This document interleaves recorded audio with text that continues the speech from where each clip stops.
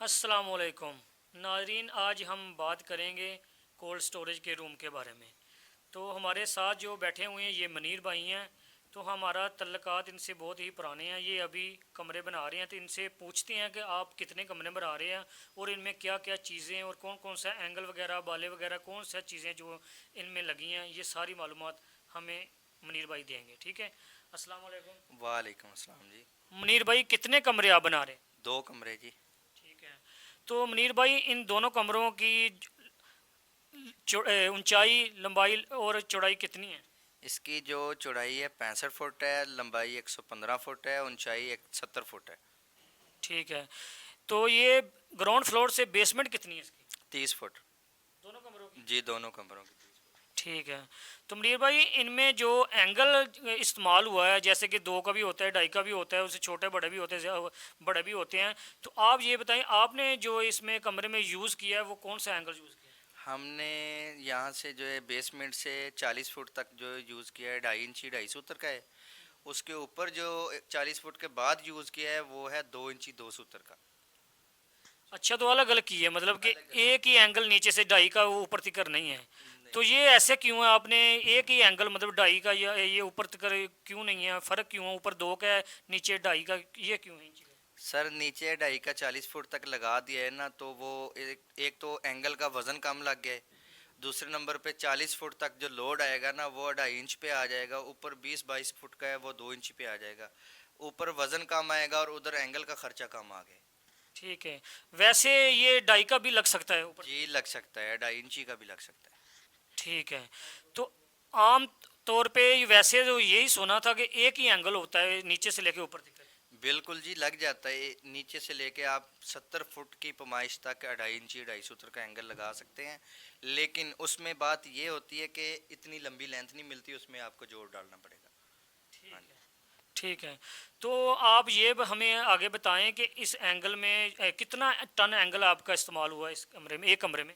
ये तकरीबन एक कमरे में हमारा 170 टन के करीब एंगल लग गए। एक कमरे में? सही है, तो दोनों कमरों में? दोनों कमरों में आप तकरीबन लगा लें 170, 240, 340 टन। ठीक है, जी। तो मनीर भाई इनका जो लरें होती हैं जिसको बोलते हैं, वो एंगल जो लगा हुआ है उसका साइज क्या है? वो भी 2 इंची 2 सूत्र है। ठीक है, तो इनमें एक कमरे में गली कितनी है? गली दो है। दो गली दी हुई हैं? जी, दो गली। तो सीढ़ियाँ? सीढ़ियाँ इसमें हमने 8 स्टेप वाली दी हैं। दोनों गलियों को दी हैं। मतलब कि दोनों गलियों से, मतलब दोनों दोनों गलियों से सीढ़ियाँ ली हुई, ऊपर चढ़ाई हुई हैं आपने? जी जी। सही है, हाँ जी। तो रैक जो है, रैक की लंबाई चढ़ाई क्या है? रैक ऊंचाई जो है उसकी 5 फुट है, 4.5 फुट चौड़ा है रैक। तो इससे छोटे बड़े भी होते हैं? बिल्कुल होते हैं, 7 फुट तक होते हैं, 6 फुट तक भी होते हैं। हाँ अच्छा, जी। और जो चौड़ाई होती है वो मैक्सिमम यही होती है, 4.5 फुट। इतना मतलब कि इतना रखने का क्या फ़ायदा? अगर बड़ा हो तो फिर क्या है?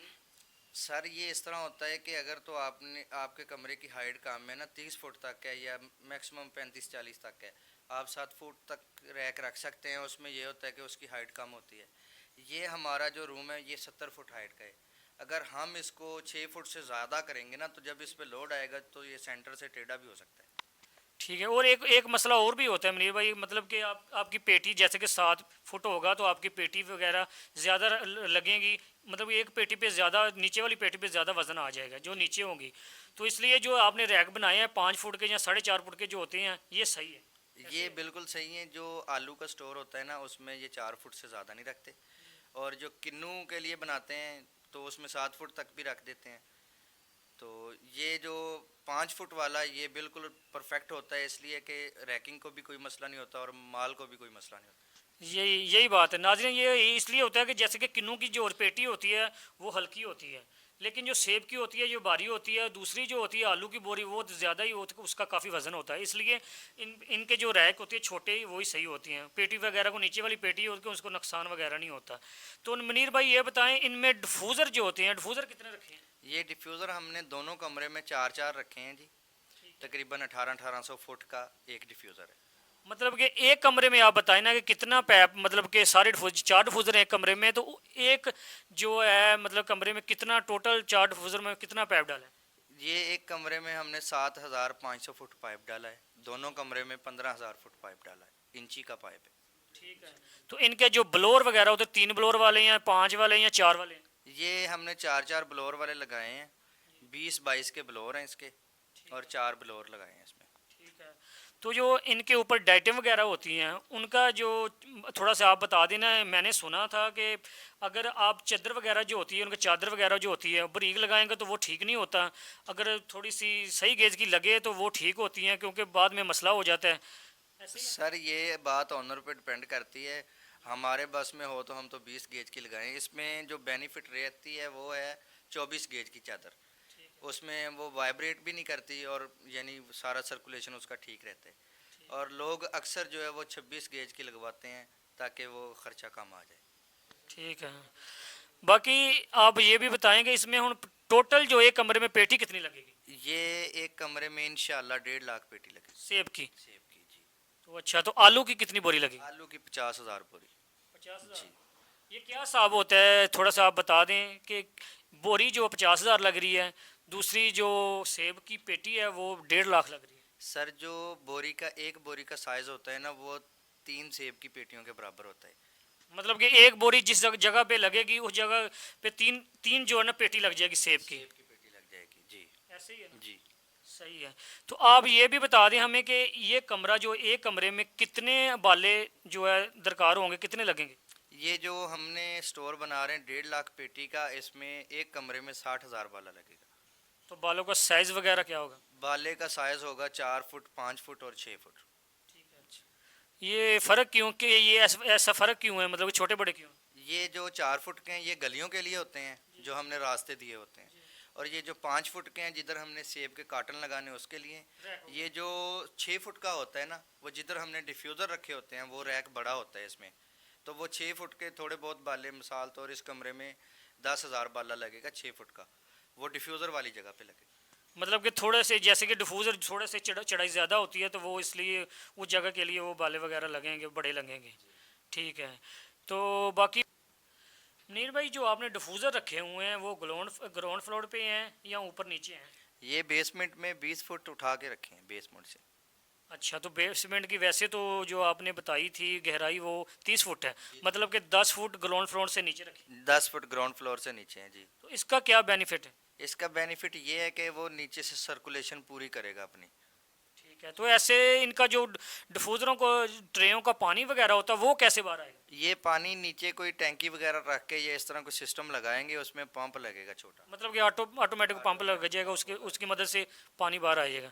तो नाजरीन ये बात बहुत ही अच्छी है मुनीर भाई ने बताई है कि जो कमरे की ज़्यादा गहराई होगी जैसे कि 30 फुट है, तो वो डिफ्यूज़र आपने क्या करना है, थोड़ा सा नीचे रखना है, जैसे कि 20 फुट हो जाए, 15 फुट हो जाए, जितना भी नीचे हो जाएगा वो फ़ायदेमंद होगा। ठीक है। आपने ये नहीं करना कि 30 फुट है तो 30 फुट आपने ऊपर ही रख देना है, वो ये होता है कि नीचे वाली जो हवा वगैरह का सर्किट होता है कमरे में वो ठीक से नहीं होगा। ऐसे ये होगा कि आपका जो कमरे की जो नीचे वाला माल वो खराब होने का खदशा होगा उसमें। नीचे वाला माल हाँ जी। खराब होने का खतरा होता हाँ है। जी। ये होता है कि हवा जो है ना वो सही से सर्कुलेट नहीं होती। ऐसे ये है कि हवा जो है सही से सर्कुलेट होती है। तो ठीक है मुनीर भाई, ये भी आप थोड़ा सा बताएंगे ये कमरे में जो एक कमरे में कितनी जो एग्जॉस्ट फैन आपने छोड़े हैं? एग्जॉस्ट फैन इसमें हमने 2 छोड़े हैं, बड़े एग्जॉस्ट फैन लगाएंगे 24 इंच के। हाँ जी। 3 फेस। 3 मुनीर भाई आप कौन कौन सा काम करते हैं, कोल्ड स्टोरेज का करते हैं, बर्फ खाने का भी, या और कोई काम भी करते हैं आप? हम कोल्ड स्टोरेज का काम भी करते हैं और बर्फ़ खाने का भी काम करते हैं, सोलर सिस्टम का भी काम करते हैं। अच्छा। जी। मतलब कि आप से कोई रब्ता करना चाहे, आपसे कोई काम करना चलाए तो आपका नंबर वगैरह हम दे दें आपका? जी बिल्कुल दे दें नंबर।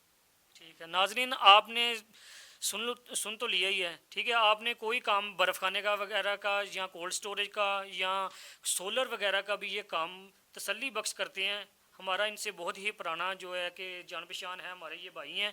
तो आपको अगर कोई भी चीज़ का जो काम कराना है, आपने बर्फ़ खाने का कराना है, कोल्ड स्टोरेज का कराना है या कोई सोलर वगैरह का कराना है, तो आप इनसे करा सकते हैं। हम जो नंबर वगैरह जो डिस्क्रिप्शन में इनका दे देंगे, तो आप मुनीर भाई से जो रब्ता कर सकते हैं। बाकी मुनीर भाई से पूछ लेते हैं। भाई कोल्ड स्टोरेज वगैरह का काम तो आप करते हैं, ये तो ऑडियंस हमारे को पता चल गया है। तो आप ये बताएं कि बर्फ़ खाना वगैरह का या और कोई काम जो करते हैं आप? जी, बर्फ़ खाने का भी करते हैं हम काम। उसमें हम कूलर, कंडेंसर जो है, टैंक वगैरह, लकड़ी का काम और ये सांचे वगैरह सारा बनाते हैं। अच्छा, तो आजकल जो ये दूसरे कलेंसर आए हुए हैं जिसको बैटरी कलेंसर बोलते हैं, ये भी आप इनका काम भी करते हैं? जी, वाइब्रेटर ये भी बनाते हैं। अच्छा, हाँ जी। मतलब कि आप जो बर्फ़ खाने का काम मुकम्मल करती हैं, मशीनी का काम जो है मुकम्मल करते हैं। जी, बिल्कुल मुकम्मल आइस फैक्ट्री हम वो हमें सिर्फ प्लाट दिखा दें, हम इंशाल्लाह उसको स्टार्ट करके देंगे। ठीक है, तो अगर मुनीर भाई, बहुत ही शुक्रिया आपका, आपने अपना कीमती वक्त हमारे लिए निकाला और हमें इंटरव्यू दिया और हमारे ऑडियंस को आपने इतनी मालूमात दी, बहुत ही शुक्रिया। जी, जज़ाकल्लाह। हम हाज़िर हैं ज़ीशान भाई, दिन रात हम हाज़िर हैं।